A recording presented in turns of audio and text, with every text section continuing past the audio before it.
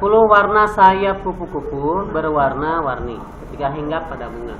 Kupu-kupu tidak tampak terlihat. Hal tersebut bertujuan untuk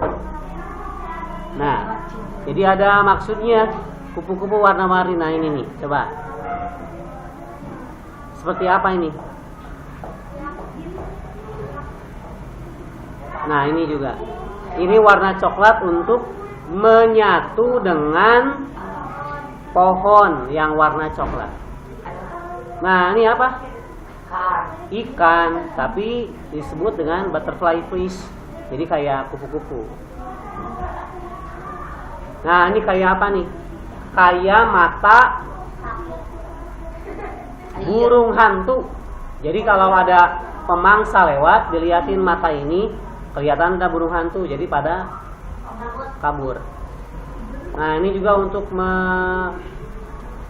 mengelabui. Dia bersatu dengan semak-semak yang ada batu dan daun-daun yang bekas bronze.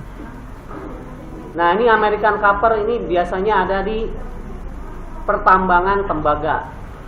Jadi kalau tembaga warna coklat, nah dia sama warnanya.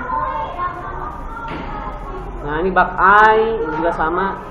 Ini ulatnya, ini pompong, kemudian kupu-kupu dewasanya.